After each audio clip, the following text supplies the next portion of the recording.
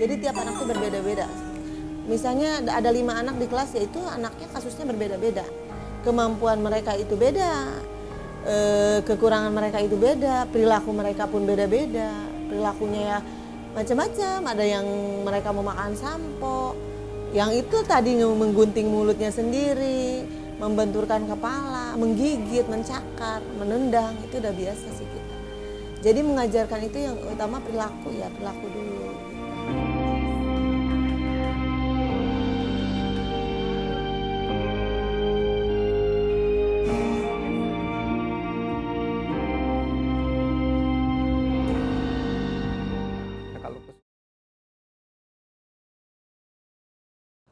Halo teman-teman, saya Yudis dan saya bersama rekan saya. Saya Nanda Cahyaningrum. Mbak Nanda ini kuliah di Universitas Negeri Semarang, jurusan apa Mbak?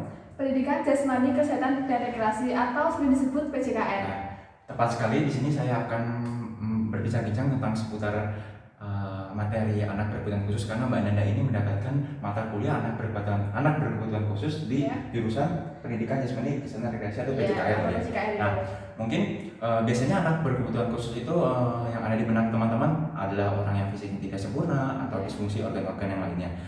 Mungkin menurut Mbak Nanda saya sendiri itu seperti apa sih pengertian dari anak berkebutuhan khusus itu?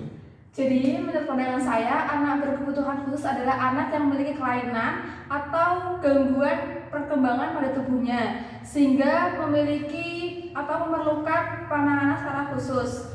Berkaitan dengan disabilitas, anak berkebutuhan khusus memiliki keterbatasan fisik maupun psikisnya. Istilah lain dari anak berkebutuhan khusus adalah yaitu ada antara lain ada anak autis, ada anak luar biasa, dan nama kasarnya tuh ada anak cacat, begitu Mas. Oh, ya. Berarti intinya tuh dibutuhkan penanganan secara khusus. Ya, benar. Ngomong-ngomong di penanganan secara khusus, ini ada berkaitan dengan pertanyaan yang kedua. Nah, berarti kan penanganan secara khusus harus dibutuhkan pendampingan ya untuk kepada anak tersebut. Nah, pertanyaannya bagaimana supaya anak berkebutuhan khusus itu lebih mandiri lagi dalam menjalankan kehidupan orang normal selainnya seperti orang biasa? Menurut Mbak Nanda itu seperti apa sih? Oke.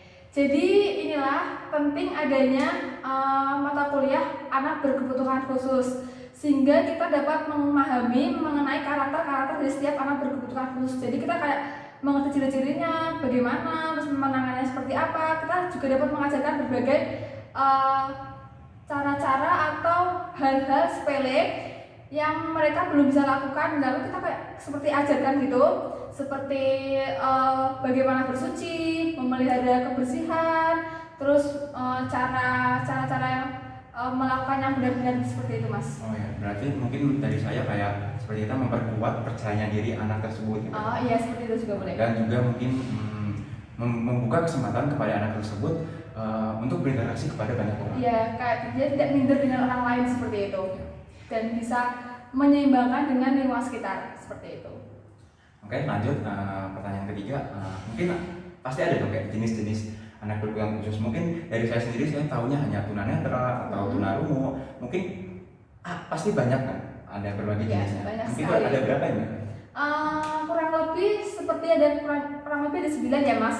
Yang pertama yaitu ada tunanetra atau anak yang mengalami gangguan penglihatan, dan yang kedua itu adalah tunarungu, yaitu anak yang mengalami gangguan pendengaran, dan yang ketiga itu ada tunadaksa atau anak yang mengalami kelainan tubuh gerakan, dan yang keempat yaitu ada tunagrahita, yaitu anak yang mengalami retardasi mental atau yang disebut IQ-nya rendah gitu loh Mas.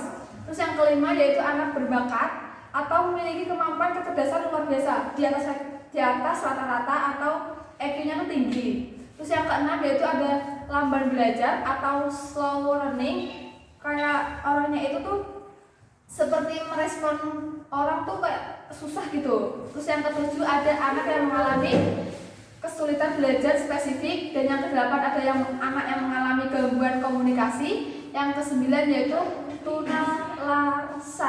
laras, yaitu anak yang mengalami gangguan emosi atau perilaku, seperti dia sering marah-marah, emosinya tidak terkontrol, seperti itu. Oh ya, berarti keseluruhan ada 9 ya? Iya, kayak tunanetra, tunarungu, tunadaksa, grahita, berbakat, lamban belajar, anak yang mengalami kesulitan dalam Belajar, belajar spesifik, ya. dan anak mengalami gangguan komunikasi dan terakhir itu nalaras. Iya, benar sekali. Oke, terima kasih Mbak Danda. Mungkin selanjutnya pertanyaan keempat ya. Apa sih penyebab anak kebutuhan khusus? Tentunya pasti terdapat faktor-faktor yang menyebabkan kelainan pada anak tersebut. Apa aja sih penyebabnya? Jadi penyebab dari kelainan anak berkebutuhan khusus itu kurang lebihnya ada 5 Mas.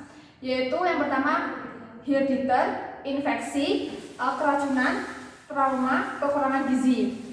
Yang pertama yaitu herediter. Apa sih itu herediter? Herediter adalah kebanyakan anak berkebutuhan khusus merupakan bawaan lahir dan mendasari hal tersebut seperti faktor genetik.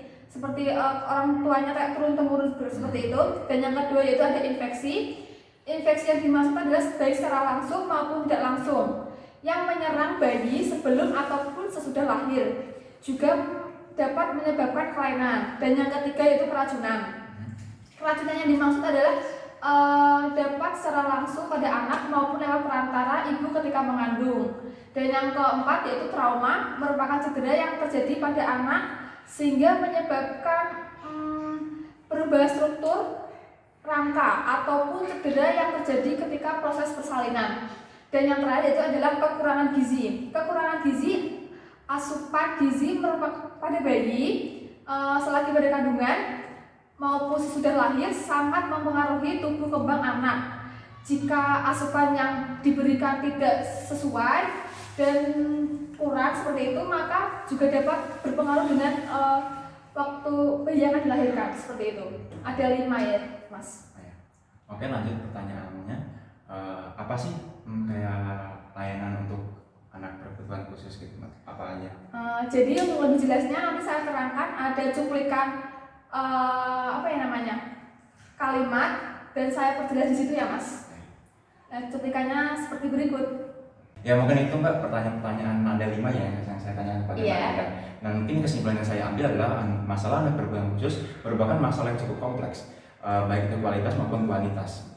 Jika anak berkebutuhan khusus mendapatkan pelayanan yang secara tepat, maka untuknya apa kayak lebih tepatnya ke keterampilan atau life skill, kayak sesuai minat dan bakatnya, anak tersebut akan lebih mandiri secara cepat. Dan jika sebaliknya anak tersebut tidak mendapatkan penanganan yang tidak tepat, anak tersebut akan mengalami hambatan. Iya, benar sekali.